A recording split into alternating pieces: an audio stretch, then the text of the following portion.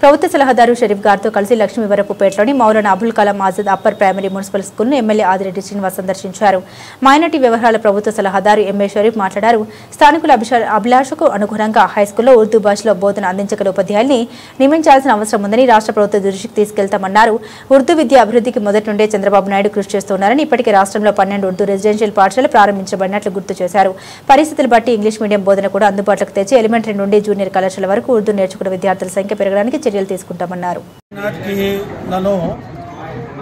విద్యా వ్యాప్తి పెంపొందించడానికి గతంలో చంద్రబాబు నాయుడు గారు ప్రత్యేక దృష్టి సారించారు. అప్పట్లోనే మరి సుమారుగా 12 రెసిడెన్షియల్ స్కూల్స్ పెట్టడం, అదే రకంగా English medium Urdu school junior కాలేజీలు పెట్టడం ప్రారంభించింది తెలుగుదేశం ప్రభుత్వ కాలంలోనే.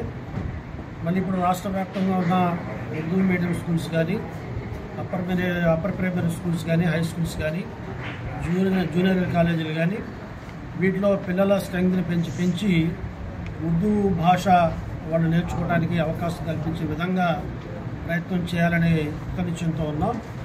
అందుకనే ఈరోజు స్కూళ్ళలో ఉర్దూ అనేది తప్పనిసరిగా నేర్చుకునే అవకాశం కల్పిస్తున్నాం. ఇంగ్లీష్ మీడియం ఈరోజు మోడర్న్ ఎడ్యుకేషన్ వచ్చిన తర్వాత ఇంగ్లీష్ మీడియంలో చదవాలనే ఆలోచన ప్రతి తల్లిదండ్రుల్లో వచ్చింది.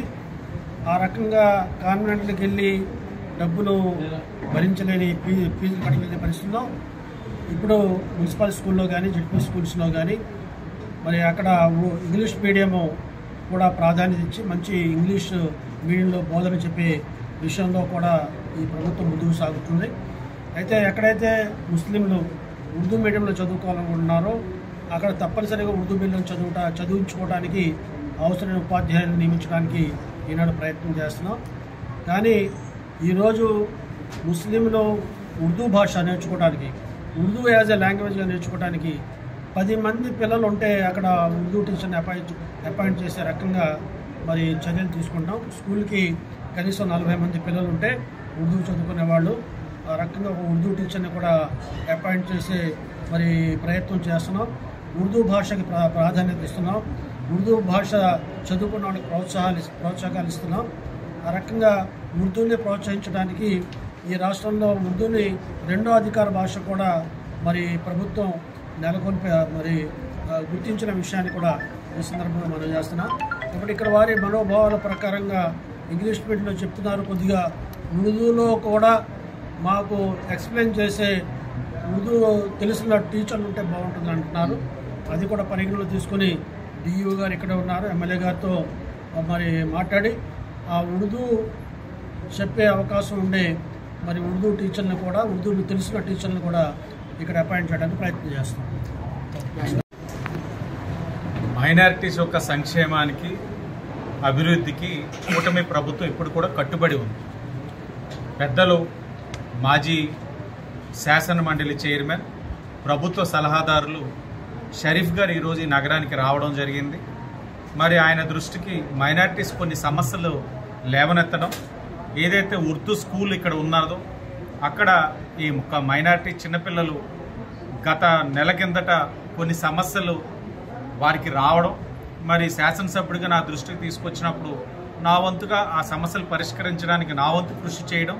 కానీ ఇది ఒక పాలసీగా డెసిషన్ తీసుకోవాల్సిన పరిస్థితుల్లో వచ్చినప్పుడు మరి రాష్ట్ర నలుమూలలా నిర్ణయం తీసుకోనే పరిస్థితి ఉన్నప్పుడు షరీఫ్ గారు లాంటి పెద్దలు మరి ఆ నిర్ణయం ప్రభుత్వాన్ని దృష్టికి తీసుకెళ్ళగలిగే శక్తి సామర్థ్యం కలిగిన వ్యక్తిగా ఆయన కూడా ఈ సమస్యను అవగాహన చేసుకోవడానికి రావడం, మరి విన్నారు, వాళ్ళ తాలూకా ఆవేదన అన్నీ కూడా అర్థం చేసుకున్నారు.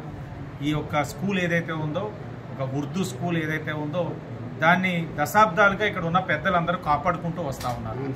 వాళ్ళ పిల్లలందరికీ కూడా లాంగ్వేజ్ ఉర్దూ కింద టీచ్ చేయడానికి అవకాశం కల్పిస్తూ ఈ విద్యా సంస్థ ముందుకు వస్తూ ఉంది. కాబట్టి దీన్ని కాపాడుకోవాల్సిన బాధ్యత వారిపైన ఉంది, ప్రభుత్వాలపైన ఉంది. ప్రభుత్వ పరంగా మేము చేయాల్సిన కార్యక్రమం మేము చేస్తాం. పెద్దలు షరీఫ్ గారు కూడా పిలుపునిచ్చున్నారు. పిల్లల యొక్క సంఖ్య పెరిగినప్పుడు పిల్లలకి టీచర్స్కి ఒక రేషియో అన్నది ప్రభుత్వం తీసుకుంది. ఒక 40 మంది పిల్లలకి ఒక టీచర్ ఉండాలి అన్నది. ఆ రేషియో తగ్గట్లు మనం కూడా స్ట్రెంత్ పెంచాలన్నది ఆయన పిలుపు ఇవ్వడం, మరి మైనారిటీ పెద్దలందరూ కూడా బాధ్యత తీసుకుంటారని వాగ్దానం కూడా చేయడం జరిగింది. ఏదేమైనా ఈ నగరంలో అభివృద్ధిలోని ఎప్పుడు కూడా అంతర్భాగం మా మైనారిటీ పెద్దలు కానీ కుటుంబ సభ్యులు కానీ వాళ్ళందరికీ ఏ సమస్య రాకుండా చూసుకునే బాధ్యత శాసనసభ్యుడిగా నా వంతైతే ప్రభుత్వ పరంగా కూడా ఎప్పుడు కూడా అదే ఆలోచనతో ఇక్కడ పనిచేస్తుంది, భవిష్యత్తులో కూడా పనిచేస్తారు.